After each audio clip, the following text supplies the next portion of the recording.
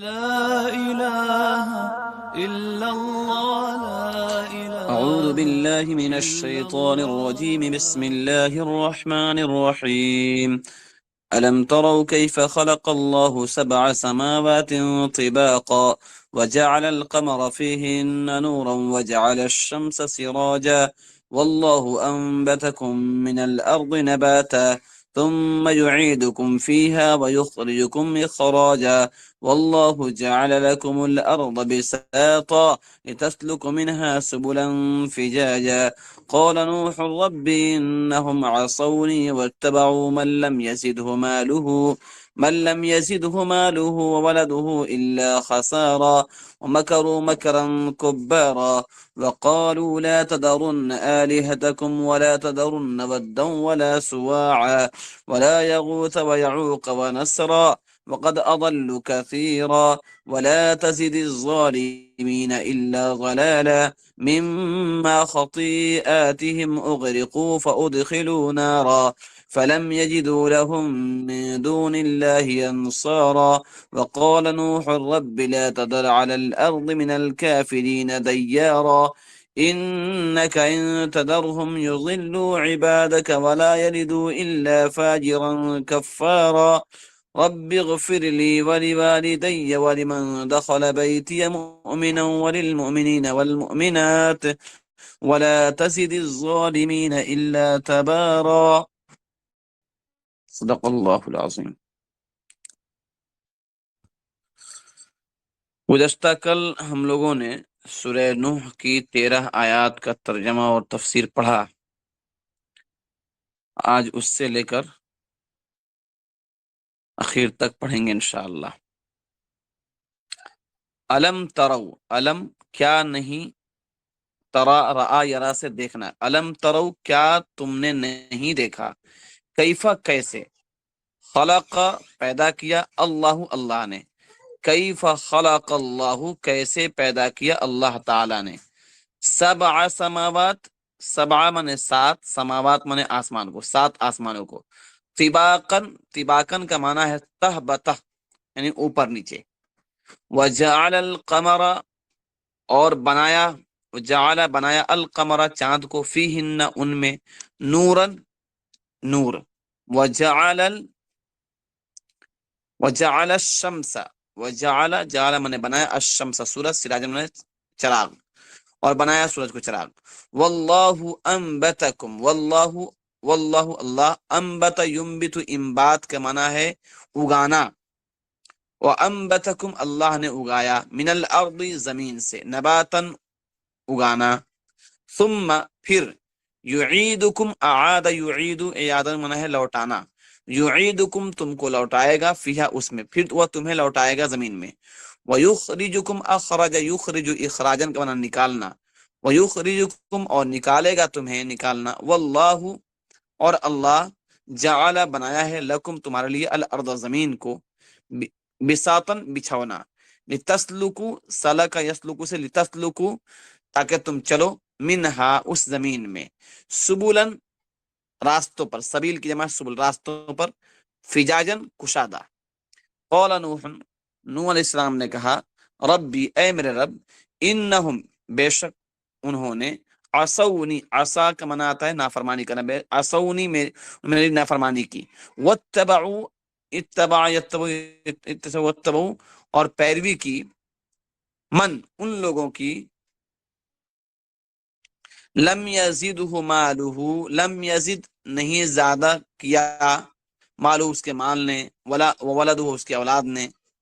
الا مگر، خسارن نقصان، ومکروا اور انہوں نے تدبیر کی، مکرن تدبیر کرنا، کبارن بڑی تدبیر، وقالوا اور انہوں نے کہا، لا تذرن آلہتکم، تذرن اس کا معنی تھا چھوڑنا، لا تذرن نہیں چھوڑے گا ہرگز، آلہتکم اپنے معبودوں کو، لا تذرن ہرگز نہ چھوڑنا اپنے الہوں کو، اپنے معبودوں کو، ولا تذرن ودا ولا سواعا اور نہ ہرگز نہ چھوڑنا ود کو، ولا سواعا اور نہ سواع کو، ولا یغوث اور نہ یغوث کو، ویعوق اور نہ یعوق کو، ونصرا اور نصر کو،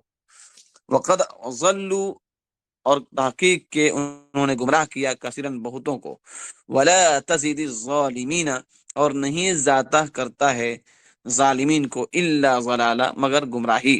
مما خطیئاتہم ان اپنی خطاؤں کی وجہ سے اغرقوا غرق کیے گئے، فادخلوا پس داخل کیے گئے نارن آگ میں،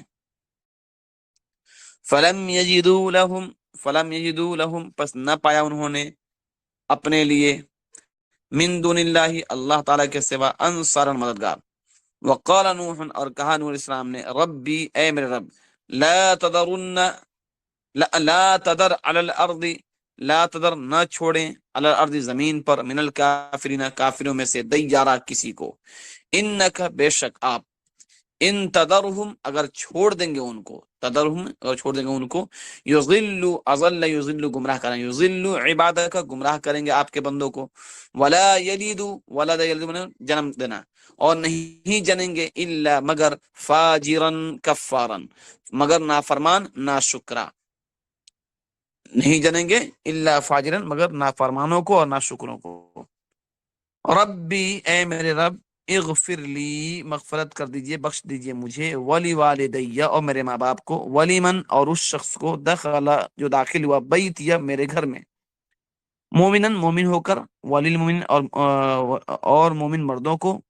والمومنات اور مومن عورتوں کو بخش دے، ولا تزید الظالمین اور نہیں زیادہ اور زیادہ اور ولا تزید الظالمین اور یہاں لا زائدہ ہے، ولا تزد الظالمین اور زیادہ اور نہ زیادہ کر ظالموں کے لیے الا تبارہ مگر بربادی، لا زیادہ نہیں بلکہ اگر لا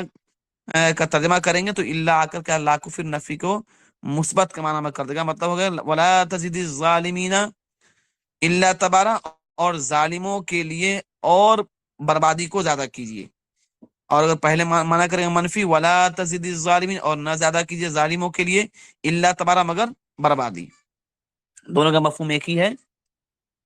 بہرحال کہہ رہے ہیں کہ یہ پورا پڑھائیں یا ہاف کر دیں، زیادہ تھوڑا ہو رہا ہے کیا، کہہ رہا ہے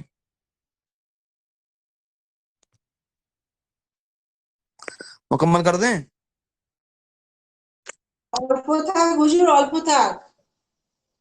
اچھا الپو ٹھیک ہے তাহলে হাফ পড়াচ্ছি আমি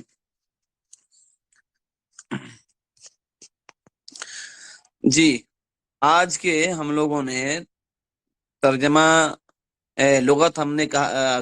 14 نمبر آیت سے لے کر 28 نمبر آیت تک کیا ہے،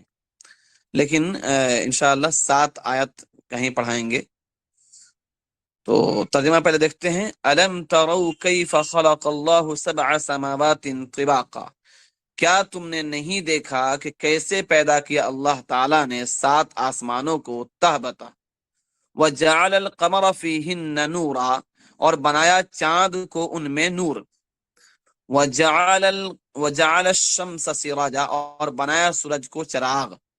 واللہ انبتکم من الارض نباتا اور اللہ تعالیٰ نے اگایا تمہیں زمین سے اگانا، ثم یعیدکم فیہا ویخرجکم اخراجا پھر وہ تمہیں لوٹائے گا زمین میں اور نکالے گا تمہیں نکالنا، واللہ جعل لکم الارض بساطا اور بنائی تمہارے لیے زمین کو بچھونا، لتسلکوا منہا سبلا فجاجا تاکہ تم چلو اس زمین کے کشادہ راستوں پر، قال نوح علیہ السلام نے کہا ربی اے میرے رب انہم عصونی بے شک انہوں نے میری نافرمانی کی، واتبعوا اور پیروی کی من ان لوگوں کی لم یزدہ مالہ ولدہ الا خسارا کہ نہیں زیادہ کیا اس کے مال نے اور اس کی اولاد نے مگر نقصان کو، ومکروا مکرا کبارا اور انہوں نے تدبیر کی بڑی تدبیر کرنا۔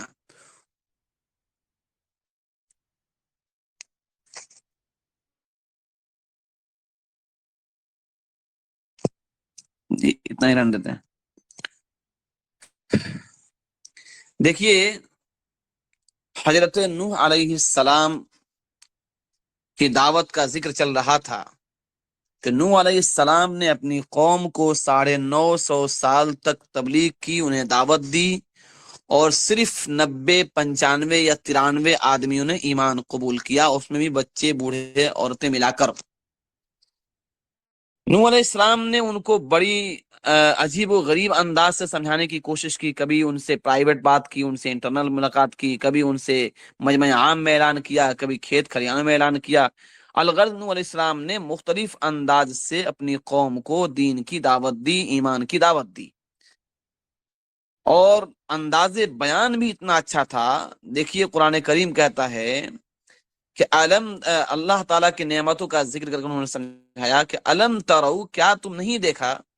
کیا تم نے نہیں دیکھا. یعنی ان کفار سے نبی علیہ السلام کہتے تھے الم ترو، کیا تم نے نہیں دیکھا، کیف خلق اللہ سبع سماوات طباقا، کہ اللہ تعالیٰ نے آسمان کو، 7 آسمان کو تہ بتہ کس طرح سے پیدا کیا ہے. اس میں تم غور کرتے، ہمیں ایک آسمان نظر آتا ہے، لیکن اس کے اوپر کیا ہے، دوسرے 6 آسمان اور بھی ہیں جو تم دیکھ نہیں پاتے. ایک جو تم دیکھتے ہو اس میں اس کی کاریگری دیکھو، اس میں روشنی ہے، اس میں چراغ لگائے، اس میں اللہ نے اس میں سورج لگائے، پھر اس میں کوئی رکھنا نہیں ہے، کوئی پھٹن نہیں ہے، کوئی اس میں جھکاؤ نہیں ہے، کوئی اس کا رنگ پینٹ کبھی نہیں ہوتا ہے. جب سے اللہ تعالیٰ نے بنایا اسی صورت پر اسی طرح چمک رہا ہے، جس آب و تاب میں تھا اسی آب و تاب میں ہے. نہ کوئی کھمبا نہ کوئی ستون ہے اس میں. ان چیزوں کو تم کیوں نہیں دیکھتے؟ وجعل القمر فیہن نورا، اور بنایا چاند کو ان میں نور.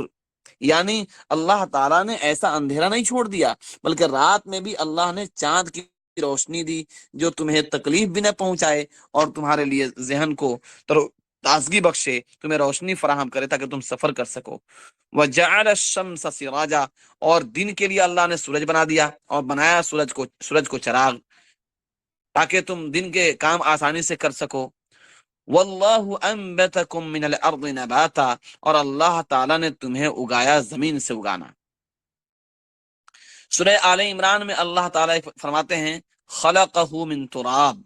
آدم علیہ السلام کے بارے میں کہ اللہ نے ان کو مٹی سے پیدا کیا. اللہ یہاں کہتے ہیں وَأَنبَتَكُم مِّنَ الْأَرْضِ نَبَاتًا، اور اللہ نے تمہیں مٹی سے اگایا. اس کے مفسرین نے تفسیر یہ کی ہے کہ اللہ تعالیٰ نے آدم علیہ السلام کو مٹی سے پیدا کیا، اور ہم سب اولاد آدم ہیں، آدم کی اولاد ہیں، تو ہم بھی کبھی مٹی سے پیدا ہوئے. اب سوال یہ ہے کہ ہم مٹی سے تو بنے نہیں ہیں. بظاہر ہمارا پتلا جو ہمارا جسم ہے اس میں گوشت پوشت ہڈیاں ہیں، اور یہ تو مٹی سے نہیں بنے ہوئے ہیں. پھر یہاں مٹی کیوں کہا گیا؟ اس کی مفسرین نے بڑی زبردست تفسیر کی ہے. فرمایا کہ دیکھیے ہوتا کیا ہے، اصل میں جو کچھ ہم کھاتے پیتے ہیں، جو بھی غلے اور فصلیں، اناج اور سبزیاں، ترکاریاں یا پھل فروٹ، جو بھی کچھ ہمیں حاصل ہوتا ہے اس کے ذریعے سے ہم کھاتے ہیں، پھر اس کھانے سے ہمارے جسم میں خون پیدا ہوتا ہے، پھر اس خون سے مادہ تولید اور اسپرم پیدا ہوتے ہیں، پھر اس کے ذریعے سے اللہ تعالیٰ ماں باپ کی ملاقات کراتے ہیں، پھر اس کے ذریعے سے اللہ تعالیٰ اولاد عطا فرماتے ہیں. تو ہم اصل میں جو حصہ ہے وہ زمین کا ہی حصہ ہے، اور مٹی سے ہی گویا کہ ہماری پیدائش ہوئی ہے. پھر اللہ کہتے ہیں کہ واللہ انبتکم من الارض نباتا، اور اللہ تعالیٰ نے تمہیں اگایا ہے زمین سے اگانا، یعنی مٹی سے اللہ تعالیٰ نے پیدا کیا ہے. پھر کیا کرے گا؟ ثم یعیدکم فیہا، اور پھر وہ اللہ تمہیں زمین میں ہی لوٹائے گا. یعنی انسان کوئی جلا کر راکھ کر دے تب بھی وہ مٹی میں ہی ملتا ہے، اسے پانی میں بھسم کر دے تب بھی مٹی میں ہی ملتا ہے. انسان کا وجود پھر مٹی میں مل جائے گا. ثم یخرجکم اخراجا، اور پھر اللہ تعالیٰ کل قیامت کے دن پھر مٹی سے ہی تمہیں نکالیں گے. تو پھر تکبر کس بات کی، جس کا پہلا مرحلہ بھی مٹی ہے، دوسرا مرحلہ بھی مٹی ہے، تیسرا مرحلہ بھی مٹی ہے. جو مٹی سے پیدا ہوا مٹی میں دفن ہوگا، مٹی سے نکلے گا، پھر اس کو تکبر اور گھمنڈ اور ایگو کس بات کا ہے؟ اس کو تو چاہیے کہ مٹی جیسی صفت پیدا کرے، اپنے اپنے اپنے وجود کو اللہ رب العزت کے سامنے جھکا دے، اپنے سر کو اور اپنی پیشانی کو سجدے میں ڈال دے، تاکہ اللہ تعالیٰ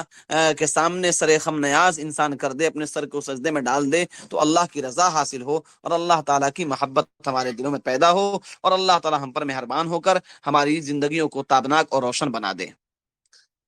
اسی کو اللہ کہتے ہیں وَيُخْرِجُكُمْ اخراجا، اور نکالے گا تم کو زمین سے نکالنا. یعنی جب حضرت اسرافیل علیہ السلام دوسری مرتبہ سر پھونکیں گے تو سب قبروں سے نکل آئیں گے. پھر اللہ کہتے ہیں واللہ جعل لکم الارض بساطا، اور بنایا اللہ تعالیٰ نے تمہارے لیے زمین کو بچھونا، فرش بنا دیا. تم فرش پہ چلتے بھی ہو، سوتے بھی ہو، اٹھتے بھی ہو، بیٹھتے بھی ہو، کھیلتے بھی ہو، کودتے بھی ہو، اور اللہ تعالیٰ نے کیسا ہموار بنایا، ایک بار اللہ تھوڑا سا زمین کو ہلا دیتے ہیں، ساری دنیا کا وجود ہل جاتا ہے اور انسان کے جان کے لالے پڑ جاتے ہیں۔ پھر آگے اللہ کہتے ہیں لِتَسْلُكُوا مِنْهَا سُبُلًا فِجَاجًا، فجن کی جمع ہے، اس کا معنی ہے کشادہ راستہ، مانا ہوگا کہ چلو تم زمین میں کشادہ راستوں پر۔ اللہ تعالیٰ نے اگر زمین کو ہموار نہ کیا ہوتا، اللہ تعالیٰ اگر زمین کو اس طرح سے نہ بنائے ہوتے، اگر پہاڑ ہی پہاڑ ہوتے، یا پھر زمین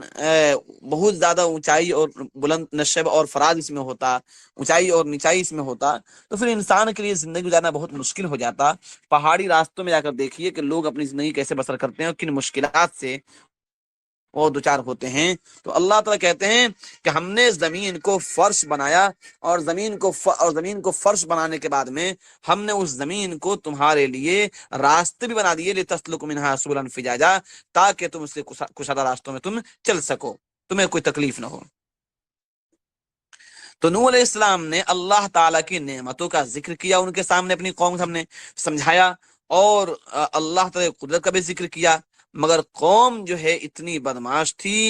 کہ ان کو کچھ بھی سمجھ نہ آئی، اور اپنے کفر اور شرک پر کہے ڈٹی رہی۔ تو پھر اللہ تعالیٰ سے نوح علیہ السلام نے کیا کہا؟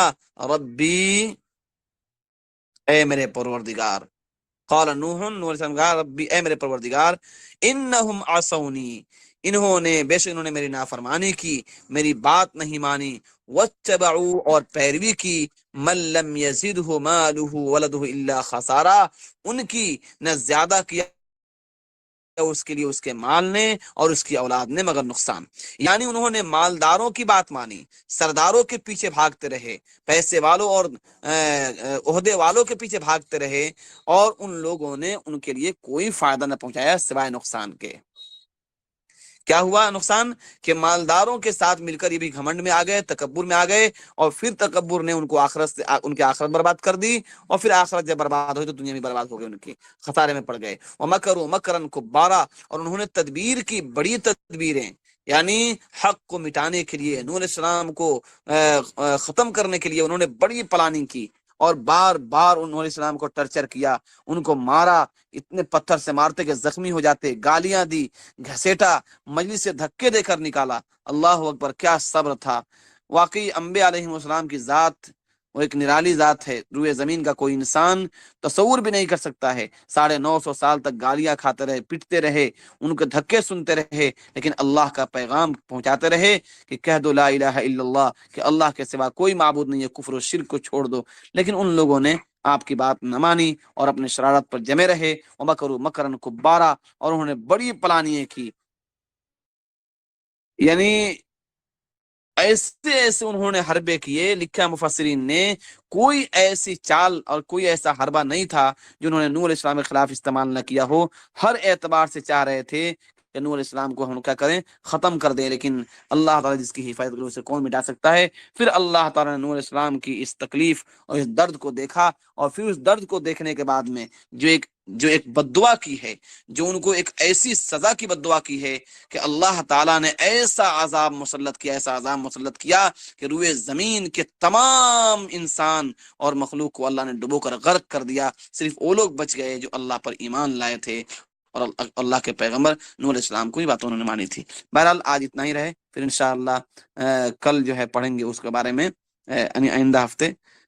ود ہے، سوا ہے، نصر ہے، یہ سب بتوں کے نام ہیں، یہ کون کون بت ہے، کیسے ان کی کیا حقیقت ہے، اس بارے میں تفصیل سے انشاءاللہ آئندہ بتائیں گے۔ ٹھیک ہے، جزاکم اللہ خیر، السلام علیکم ورحمۃ اللہ وبرکاتہ۔ کوئی سوال ہو تو پوچھ سکتے ہیں۔ ٹھیک ہے۔